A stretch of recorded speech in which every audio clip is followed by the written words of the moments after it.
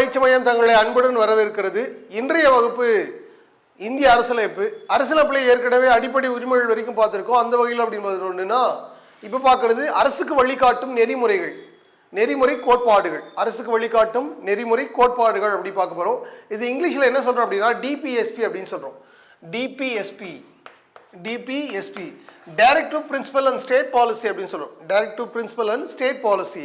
இங்கே ஸ்டேட் என்பது என்ன அப்படின்னா அரசு என்பது, சரியா? ஸ்டேட் அப்படின்றது என்னது? அரசு அப்படின்னு நம்ம பொருள் கொள்கிறோம். மாநிலம் அல்ல, அரசு என்னது பொருள் கொள்கிறோம், சரிங்களா?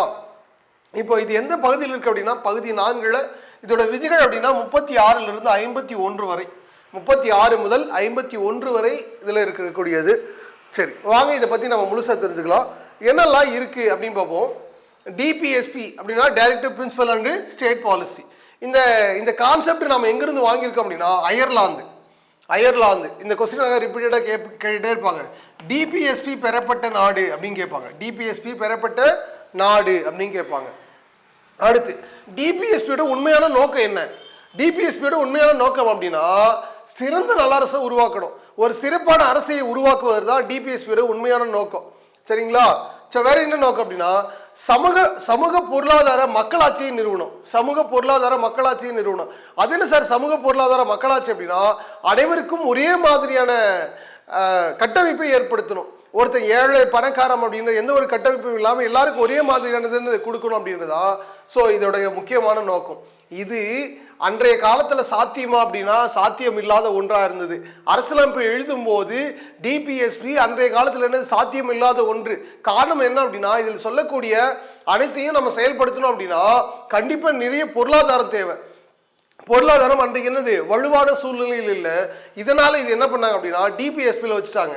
இப்போ அவங்க என்ன சொல்ல வராங்க அப்படின்னா இப்போ அரசியலமைப்பு சட்டத்தில் இருக்கு, ஆனால் இது நடைமுறைப்படுத்த முடியுமா அப்படின்னா அரசுகள் தேவைப்பட்டால் நடைமுறைப்படுத்திக்கலாம். உங்களுக்கு என்னைக்கு பணபலமோ பொருளாதார ரீதியாக நீங்கள் வலுவாக இருக்கீங்களோ அப்போ இதெல்லாம் செஞ்சுக்கலாம் அப்படின்னு என்னது கொடுத்துட்டாங்க. ஆனால் இது நீதிமன்றத்தால் நம்ம போய் நாடி பெற முடியுமான்னா பெற முடியாது. ஸோ ரொம்ப ரொம்ப முக்கியமானது, நீதிமன்றத்தால் நடைமுறைப்படுத்த முடியாது. நீதிமன்றத்தால் என்னது நடைமுறைப்படுத்த முடியாது. ஆனால் அடிப்படை உரிமைகளை நீதிமன்றத்தால் நடைமுறைப்படுத்த முடியும். என்ன ஒருத்தர் பேசக்கூடாது அப்படின்னு சொன்னால் நான் நீதிமன்றத்தை போய் என்ன பண்ணா சரியா என்னுடைய பேச்சுரிமையை நான் பெற்றுக்கலாம். ஆனால் எனக்காக சரியா இது கொடுக்கப்பட்ட அனைத்தையும் எனக்கு தேவை அப்படின்னு நான் என்ன பண்ண முடியாது, கேட்க முடியாது. ஸோ அதுதான் என்ன அப்படின்னாக்கல இதில் இருக்கக்கூடியது நீதிமன்றத்தால் என்னது நடைமுறைப்படுத்த முடியாது. டிபிஎஸ்பி நீதிமன்றத்தால் என்னது நடைமுறைப்படுத்த முடியாது. சரி, இது இந்த டிபிஎஸ்பியில் இருக்கிறது 1945 சாப்ரு என்பவர் எப்படி வரையறுக்கிறார் அப்படின்னா சார் அரசியலமைப்பு 1950 தானே சார் வந்துச்சு அப்படின்னா இதுக்கு முன்னாடியே நம்ம பல்வேறு நாடுகள்ல இருந்து எடுத்தோம் இல்லையா?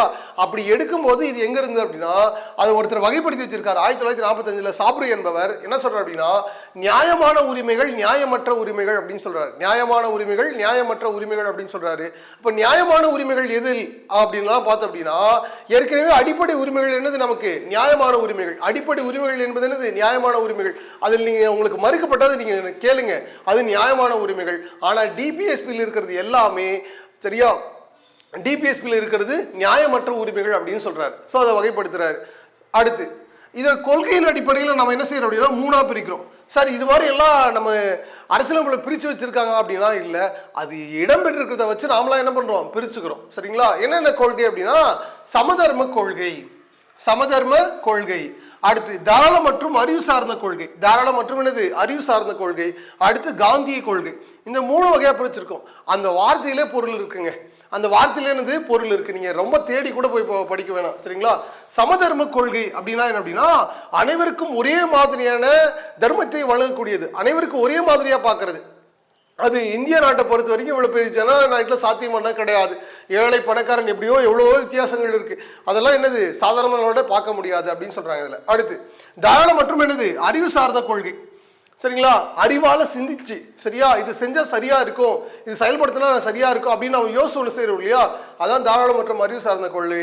அடுத்து காந்திய கொள்கை. காந்திய கொள்கை அப்படின்னா என்ன அப்படின்னா காந்திய சிந்தனை எதை நோக்கி இருந்தது? கிராமங்களை நோக்கி இருந்தது, கிராமத்தோட வளர்ச்சியை நோக்கி இருந்தது. அப்ப அப்படின்னா அதை பத்தி சொல்லக்கூடியது எல்லாமே காந்திய கொள்கை.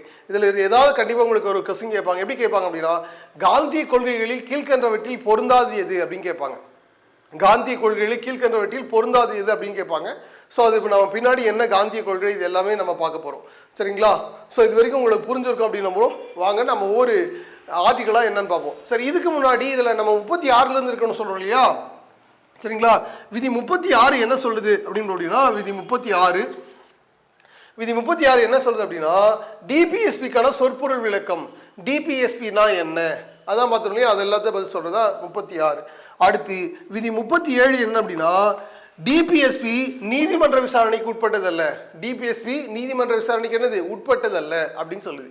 டிபிஎஸ்பி நீதிமன்ற விசாரணைக்கு என்னது உட்பட்டதல்ல. ரொம்ப ரொம்ப முக்கியம். இது கேட்பாங்க, இந்த பகுதியிலேருந்து கொஸ்டின் எடுத்து கேட்டிருக்காங்க. தயவுசெய்து படிச்சுக்கோங்க. நான் ஏற்கனவே சொன்ன 51 விதிகள் வரைக்கும் நீங்கள் படிச்சிருக்கணும். 1லேருந்து 51A வரைக்கும் என்னது முழுசாக படிச்சிருக்கணும். படிச்சிட்டிங்க அப்படின்னா கண்டிப்பாக ஒரு 2 அல்லது 3 மார்க் கன்ஃபார்ம் பண்ணிவிடும். சரிங்களா? ஸோ வாங்க நம்ம அடுத்து ஒவ்வொரு விதிகளாக போய் பார்க்கலாம். அடுத்து இப்போ நம்ம விதி 36லேருந்து 51 வரைக்கும் என்னெல்லாம் இருக்குது அப்படின்னு நான் கீவேர்டை எழுதியிருக்கேன். இதை வச்சு நீங்கள் என்ன பண்ண அப்படின்னா டெவலப் பண்ணிக்கணும். நான் என்னன்னு சொல்கிறேன். சரிங்களா? பாருங்க, விதி 36 என்ன சொல்லுது? டிபிஎஸ்பிக்கான பொருள் சொற்பொருள் அப்படின்னா என்னன்னு சொல்லுது. நம்ம தான் ஏற்கனவே பார்த்துட்டோம். அடுத்து 37 என்னது? நீதிமன்ற விசாரணைக்கு உட்பட்டதல்ல. டிபிஎஸ்பி நீதிமன்ற விசாரணைக்கு என்னது உட்பட்டதல்ல அப்படின்னு சொல்லுது. ஸோ அதான் 37. அடுத்து 38 என்ன சொல்லுது அப்படின்னா, 38 சிறந்த நலரசை உருவாக்குதல். சிறந்த நலரசை உருவாக்குதல். சமூகத்தில் பொருளாதார ரீதியாக என்ன பண்ணணும்? சிறந்த நல்லரசை என்ன பண்ணணும்? உருவாக்குது. அரசியல் ரீதியாகவும் சரியா பொருளாதார ரீதியாகும் சிறந்த நல்லரசை உருவாக்குதல் ஞாபகம் வச்சுக்கோங்க. அது போதுமானது உங்களுக்கு. அடுத்து 39 ஊதிய ஏற்றத்தாழ்வுகளை குறைத்தல். ஊதிய ஏற்றத்தாழ்வுகளை என்னது குறைத்தல்.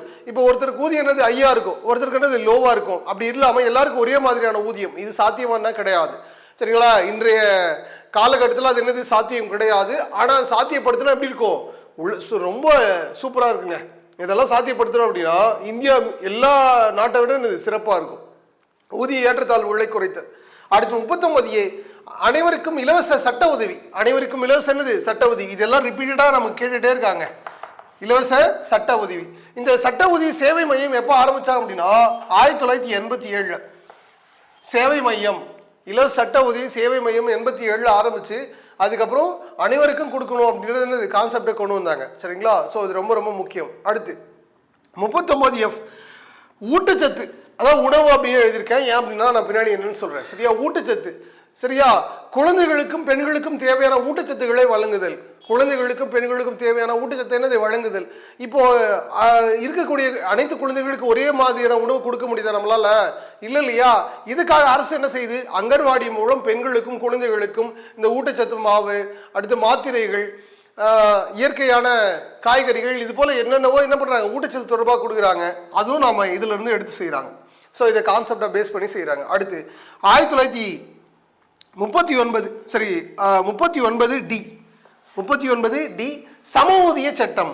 சம ஊதிய சட்டம் அப்படின்னா ஆண் பெண் இருபாலருக்கும் ஒரே மாதிரியான சட்டம். சரியா? இது எப்போ கொண்டு வந்தாங்க அப்படின்னா 1976ங்க. சம ஊதிய சட்டம் எப்போது கொண்டு வரப்பட்டது? 1976ல. சம ஊதிய சட்டம் எப்போ கொண்டு வந்தாங்க? 1976ல. இதே 76ல ஒன்று பார்த்தோம், ஞாபகம் இருக்கா? என்னது இது? இந்தியாவில் கொத்தடிமை ஒழிக்கப்பட்ட ஆண்டு. சரிங்களா? ஏற்கனவே பார்த்துருக்கோம் சம ஊதிய சட்டம். இப்போ ஆண் பெண் இருபாலருக்கும் எப்படி இருக்கணும்? சமமாக ஊதியம் கொடுக்கணும். தராங்களா? அரசில் தராங்க. அதுவே தனியார் துறைகள் அது மாதிரி தராங்களான்னா கிடையாது. சரிங்களா? ஸோ இது மாதிரி இருக்கக்கூடாது அப்படின்னு சொல்றாங்க. அடுத்து 40 பஞ்சாயத்து அமைப்பை உருவாக்குதல். பஞ்சாயத்து அமைப்பை உருவாக்குதல். 40 என்னது? பஞ்சாயத்து அமைப்பை உருவாக்குதல். ஸோ ரொம்ப முக்கியமானது. இது நமக்கு கேட்டுட்டே இருப்பாங்க. பஞ்சாயத்து அமைப்பை உருவாக்குதல் இது யாருடைய கனவு? கிராம பஞ்சாயத்துகளை ஏற்படுத்துவது யாருடைய கனவு? காந்தி கனவு. அப்போ காந்திய விதி தான் இது. அடுத்து 41 அரசு தனது பொருளாதார வரம்பிற்கு உட்பட்டு சில உதவிகளை செய்யலாம். எதன் அடிப்படையில் அப்படின்னா கல்வி, வேலையின்மை, உடல் ஊனம், விதைவை, சரிங்களா? ஸோ இயலாமை, இது போல காரணங்களால் என்ன பண்ணலாம்? உதவி செய்யலாம். இதை பயன்படுத்தி என்ன பண்ணுது அரசு? பெரியவங்களுக்கு, முதியோர்களுக்கு ஓய்வூதியம் கொடுக்குது.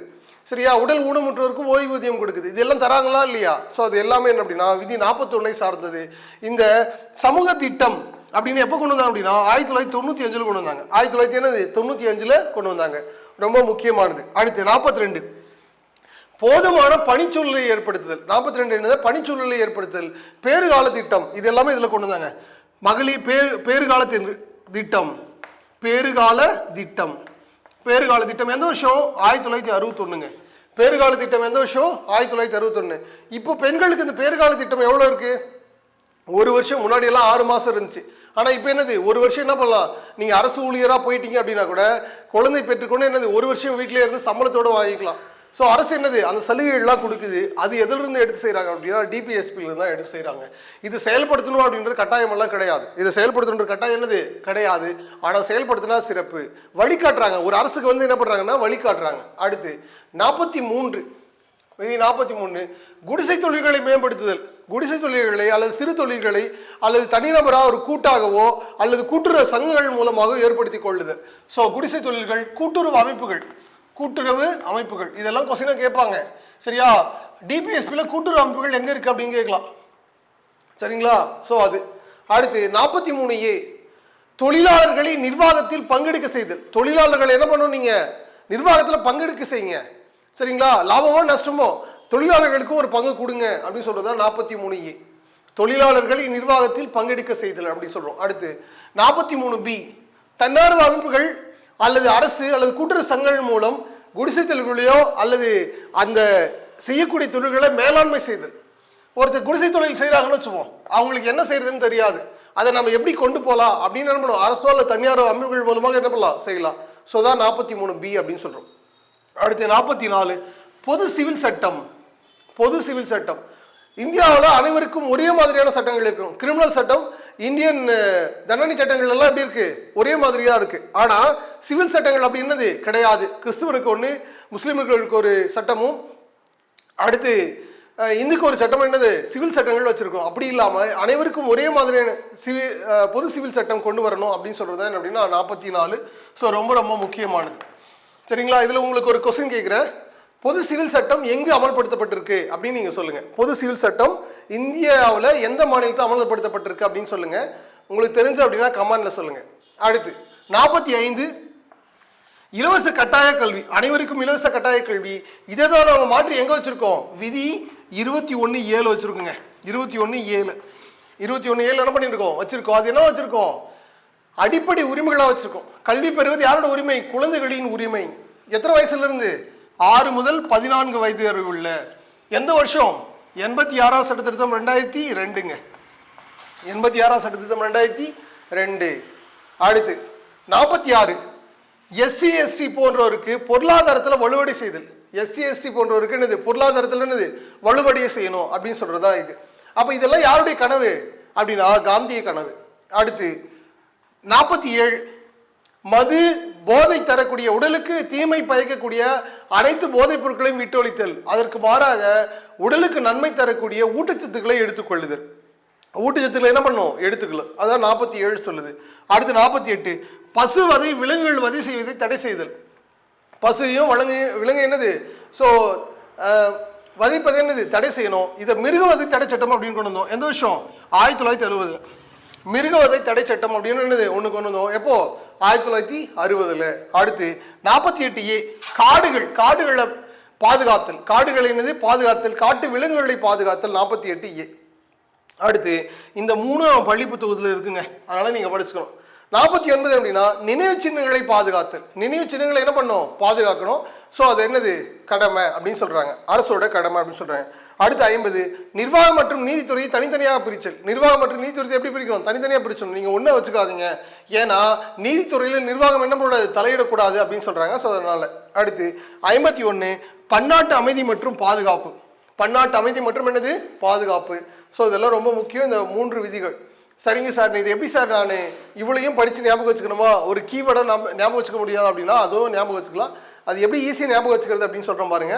நீங்கள் இப்படியே மைண்டில் செட் பண்ணிக்கலாம் பாருங்க. 38 அப்படின்னா 8 பக்கம் எந்த பக்கம் போனாலும் சிறந்த நல்லரசு இருக்கணுங்க. சரிங்களா, 8 பக்கம் எப்படி போனாலும் சிறந்த நல்லரசு இருக்கணும். அடுத்து 39 ஒருத்தருக்கு 3 ரூபாயும் ஒருத்தருக்கு 9 ரூபாயும் சம்பளம் கொடுக்குறாங்க. ஊதிய ஏற்றத்தாழ்வுகள் இருக்கக்கூடாது. ஊதிய ஏற்றத்தாழ்வுகள் என்னது இருக்கக்கூடாது. அடுத்து 39A ஏ ஃபார் அட்வொகேட் நினச்சிக்கோங்க. அப்போ இலவச சட்ட உதவிங்க, இலவச சட்ட உதவி. அடுத்து 39 எஃப் ஃபார் ஃபுட் அப்படின்னு ஞாபகம் வச்சுக்கோங்க, அதான் உணவு. சரிங்களா, உணவு ஊட்டச்சத்தை என்ன பண்ணுறோம் கொடுக்கணும் அப்படின்னா. டி ஃபார் டாடின்னு வச்சுக்கோங்க, டாடி. அப்போ ஆணுக்கும் பெண்ணுக்கும் என்னது சம ஊதியம் அப்படின்னு ஞாபகம் வச்சுக்கலாம்.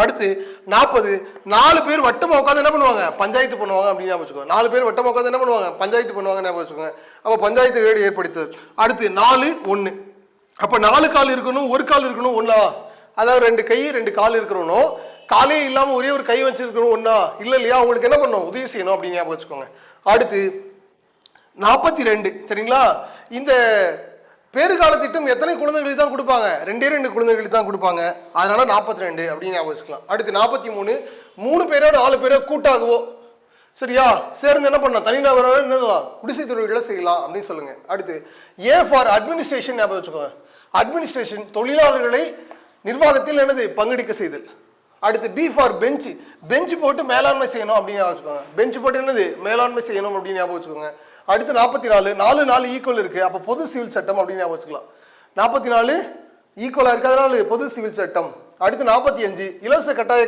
கல்வி ஸோ அது ஈஸியாக ஞாபகம் வச்சுக்கலாம் 46 SC ST இதையும் ஞாபகம் வச்சுக்கலாம் 4 6 அப்படின்னு 7 நாளும் மதுக்கு அடிமையாக இருக்கக்கூடாதுங்க நல்ல உணவை எடுத்துக்கோங்க சரிங்களா நல்ல ஊட்டச்சத்தை எடுத்துக்கோங்க 7 நாளும் என்ன பண்ணு மதுக்கு அடிமையாக இருக்காதீங்க அப்படின்னு சொல்றதா 48 4 கால் மிருகத்தை 8 மணி நேரம் வதை பண்ணாதீங்க அதான் பசுவதை மிருகவதை தடை சட்டம் அது எந்த வருஷம் 1960 ஸோ அடுத்து 48A இப்போ மிருகங்கள்லாம் நீங்கள் சரியாக பார்த்துக்கணும் அப்படின்னா என்ன இருக்கணும் முதல்ல காட்டை பார்த்துக்கணும் 48A காட்டை அட்மினிஸ்ட்ரேஷன் பண்ணணும் அப்போ தான் என்ன இருக்கும் ஸோ மிருகங்கள் எல்லாம் நல்லா இருக்கும் அப்படின்னு சொல்கிறோம் அடுத்து நினைச்சின்னங்கள் உலகில் அதிசயங்கள் எத்தனை 7 ஸ்கொயர் எவ்வளோ 49 அதனால நினைச்சின்னங்கள் அப்படின்னு வச்சுக்கலாம் 7 ஸ்கொயர் 49 50 50 பாதி சரியா நிர்வாகம் பாதி நீதித்துறை பாதி அப்படின்னு வச்சுக்கோங்க அடுத்து பன்னாட்டு அமைதி நாம ஒரு நாடு நம்ம சுற்றி இருக்கிற 5 நாடையும் நம்ம என்ன பண்ணணும் அமைதியாக பார்த்துக்கணும் அப்போ தான் நம்ம என்ன பண்ண முடியும் சந்தோஷமாக இருக்க முடியும் அப்படின்னு தெரிஞ்சுக்கணும் ஸோ ரொம்ப எளிமையாக சொல்லி கொடுத்துட்ருக்கேன் நீங்கள் இப்படியே ஞாபகம் வச்சுக்கலாம்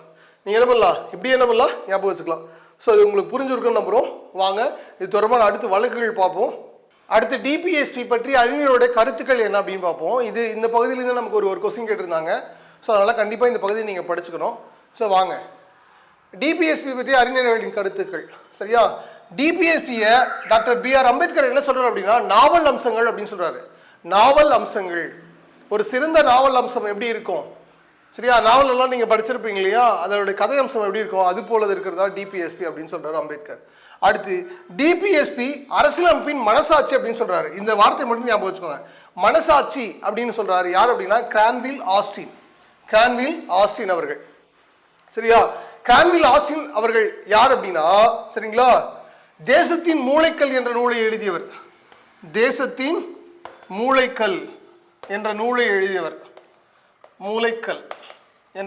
எழுதியவர் ஸோ இந்த கொஸ்டின் நம்ம கேட்டிருக்காங்க தேசத்தின் மூளைக்கல் என்ற நூலை எழுதியவர் யார் அப்படின்னா யாரு கிரான்வில் ஆஸ்டின் ஸோ அடுத்து டிபிஎஸ்சி அரசியலமைப்பின் வாழ்க்கை தரும் ஒன்று ஆணுக்கு பெண்ணும் பெண்ணுக்கு ஆணும் வாழ்க்கை தராங்க அதுபோல டிபிஎஸ்பி ஆனது அரசியலமைப்புக்கே வாழ்க்கை கொடுக்குதாங்க எப்படி அழகா சொல்லியிருக்காங்க பாருங்க சரிங்களா டிபிஎஸ்பி அரசியலமைப்பிற்கு வாழ்க்கை தரும் ஒன்று அப்படின்னு சொல்லியிருக்காங்க யார் அப்படின்னா எல்எம் சிங்வி அடுத்து டிபிஎஸ்பி முழுமையாக செயல்பட்டு இருந்தால் டிபிஎஸ்சி நீங்கள் ஃபுல்லாக நீங்கள் அப்ளை பண்ணியிருந்தீங்க அப்படின்னா 36லேருந்து 51 வரைக்கும் என்னெல்லாம் சொன்னீங்களோ இதெல்லாம் நீங்கள் அப்ளை பண்ணிட்டீங்க அப்படின்னா இந்தியா பூமியின் சொர்க்கமாக விளங்கும் இந்தியா பூமியோட சொர்க்கமாக என்னதான் இருக்குமா ஸோ அப்படின்னு சொன்னவர் யார் அப்படின்னா MC சுக்லா அவர்கள் அடுத்து டிபிஎஸ்பி உணர்ச்சிகளின் குப்பை கூடை இந்த கொஸ்டின் தாங்க கேட்டிருந்தாங்க டிஎன்பிசியில் இதுதான் கேட்டிருந்தாங்க டிபிஎஸ்பி உணர்ச்சிகளின் குப்பை கூடையினை வர்ணித்தவர் யார் அப்படின்னு கேட்டிருந்தாங்க யார் அப்படின்னா டிடி கிருஷ்ணமாச்சாரி யாரு டிடி கிருஷ்ணமாச்சாரி ஸோ ரொம்ப ரொம்ப முக்கியமானது ஸோ அதை எளிமையாக ஞாபகம் வச்சுக்கலாமா அப்படின்னா முடியும் ஒன்றும் பிரச்சனை இல்லை நாவல் அம்சம் அப்படின்னா நாவல் அப்படின்னா 4 அப்படின்னு ஞாபகம் வச்சுக்கோங்க நாவல் 4 அப்படின்னு ரெய்மிங்காக இருக்கும் அப்படின்னா காருக்கு 4 சக்கரம் இருக்குது அப்படின்னு ஞாபகம் வச்சுக்கலாம் ஈஸியாக ஞாபகம் வச்சுக்கலாம் அடுத்து மனசாட்சி மனசு எங்கே இருக்குங்க ஆற்றில் தான் இருக்குது அதனால ஆஸ்டின் அப்படின்னு ஞாபகம் வச்சுக்கலாம் ஆற்று அப்படின்னு ஞாபகம் வச்சுக்கலாம் அடுத்து வாழ்க்கை தரும் ஒன்று அப்படின்னு சொல்கிறாங்க இல்லையா வாழ்க்கை அப்படின்னு ஞாபகம் வச்சுக்கலாம் சரியா இது கொஞ்சம் பார்க்கறதுக்கு குழந்தைத்தனமாக தான் இருக்கும் இருந்தாலும் அதுதாங்க நமக்கு கை கொடுக்கும் குழந்தைத்தனமாக இருந்தாலும் எப்படிதான் அதுதான் நமக்கு என்னது கை கொடுக்கும் அடுத்து சொர்க்கம்ன்றதை ஞாபகம் வச்சுக்கோங்க சொர்க்கத்தில் இக்கு இருக்கு இல்லையா அதனால சுக்லாவிலையும் இக்கு இருக்கு அப்படின்னு ஞாபகம் வச்சுக்கோங்க சொர்க்கத்திலையும் இக்கு இருக்கு சுக்லாவிலையும் என்னது இக்கில் இருக்கு அப்படின்னா அடுத்து உணர்ச்சிகளின் குப்பை கோடை கிருஷ்ணமாச்சாரி அப்படின்னா கிருஷ்ணர் என்ன பண்ணுவார் அவருடைய கதாபாத்திரத்தில் எப்படி இருப்பார் உணர்ச்சிகளுடைய ஒளி பிழம்பா இருப்பார். மாவாலியா நம்ம பார்க்குறோமா, கருணையா பார்த்தா கருணையா இருப்பார், அன்பா பார்த்தா அன்பா இருப்பார், கோபமா பார்த்தா கோபமா இருப்பார். அப்போ பல்வேறு உணர்ச்சிகளை தனக்குள்ளே வச்சிருப்பவர் யாரு அப்படின்னா டிடி கிருஷ்ணமாச்சாரி. சரி வாங்க நம்ம அடுத்து போய் பார்க்கலாம். அடுத்து டிபிஎஸ்பியுடன் தொடர்புடைய சட்டங்கள் என்னென்ன அப்படின்னு பார்க்க போறோம். பாருங்க சட்டங்கள். ஸோ 1948 தொழிற்சாலை சட்டம் அப்படின்னு கொடுத்தாங்க. தொழிற்சாலை சட்டம் எந்த வருஷம்? 1948. அடுத்து 1951 தோட்ட தொழிலாளர் சட்டம். தோட்ட தொழிலாளர் சட்டம். அடுத்து 1952 சுரங்க பணி சட்டம். அப்போ நீங்கள் இந்த மூணையும் ஒன்றா படிச்சுக்கணும், ஏன்னா பள்ளி புத்தகங்கள்ல அப்படி கொடுத்துருப்பாங்க. ஸோ மூணுமே இப்போ ஒன்றும் படிச்சுக்கோங்க. 1948 தொழிற்சாலை சட்டம், 1951 தோட்ட தொழிலாளர் சட்டம், 1952 அரசாங்க பணி சட்டம். ஸோ நம்மளுக்கு இந்த ஆண்டுகள் கொடுத்து கேட்பாங்க, அவ்வளோதான், வேற ஒன்றும் இல்லை. ஸோ அதை நீங்கள் படிச்சுக்கலாம். அடுத்து 1956 எல்ஐசி தேசியமயமாக்கப்பட்டது. எல்ஐசி என்னது? தேசியமயமாக்கப்பட்டது. அடுத்து 1961 பேறுகால சட்டம். பேறுகால சட்டம் கொண்டு வந்தாங்க, நம்ம ஏற்கனவே முன்னாடி பார்த்தோம். அடுத்து 1969 14 வங்கிகள் தேசியமயமாக்கினாங்க. யார் தேசியமயமாக்கினாங்க? இந்திரா காந்தி அம்மையார் தான் செஞ்சாங்க. ஸோ 14 வங்கிகள் என்ன பண்ணுறாங்க? தேசியமயமாக்குறாங்க. அடுத்து 71 பொது காப்பீட்டு கழகம், ஜெனரல் இன்சூரன்ஸ் கார்பரேஷன். அடுத்து மன்னர் மானியங்கள் ஒழிப்பு எல்லாமே இதில் நடக்குது. ஸோ எந்த வருஷம் அப்படின்னா 1971. அடுத்து 72 வனவிலங்கு பாதுகாப்பு சட்டம். ரொம்ப ரொம்ப முக்கியங்க, இதெல்லாம் உங்களுக்கு கொஸ்டினாக கேட்பாங்க, பொறுத்துக்களை இது கேட்பாங்க. வனவிலங்கு பாதுகாப்பு சட்டம் எந்த வருஷம்? 1972. 73 புலி பாதுகாப்பு திட்டம். சரிங்களா, புலி பாதுகாப்பு திட்டம். அடுத்து 1974 நீர் பாதுகாப்பு திட்டம். நீர் பாதுகாப்பு திட்டம். அடுத்து 1975 முதலை பாதுகாப்பு சட்டம். முதலை பாதுகாப்பு சட்டம். அடுத்து 1976 சமூக காடுகள் பாதுகாப்பு சட்டம். சமூக காடுகள் பாதுகாப்பு சட்டம் அல்லது சம ஊதிய சட்டம். சம ஊதிய சட்டம். வேற என்ன இருக்கு அதே வருஷம் அப்படின்னா? கொத்தடிமை, இந்தியாவில் கொத்தடிமை ஒழிக்கப்பட்டது. இது எல்லாமே அதே வருஷம் 1976.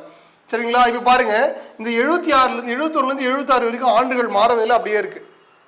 சரிங்களா, அடுத்து அப்போ இது ஒரு பேரா நீங்கள் ஞாபகம் வச்சுக்கணும். ஸோ அதுக்காக தான் நான் கொடுத்துருக்கேன், அது எப்படி ஈஸி ஞாபகம் வச்சுக்கிறதுன்னு சொல்லிடுறேன். அடுத்து 81 காற்று பாதுகாப்பு சட்டம். 1981 காற்று பாதுகாப்பு சட்டம். 1980 அப்படின்னா சமூக வன பாதுகாப்பு சட்டம் அப்படின்னு வந்து கொண்டு வந்தாங்க. ஸோ 80. ஸோ இருந்தாலும் தெரிஞ்சு வச்சுக்கோங்க. அடுத்து 86 சுற்றுச்சூழல் பாதுகாப்பு சட்டம். 86 சுற்றுச்சூழல் பாதுகாப்பு சட்டம். 92 யானை பாதுகாப்பு திட்டம். யானை பாதுகாப்பு திட்டம்.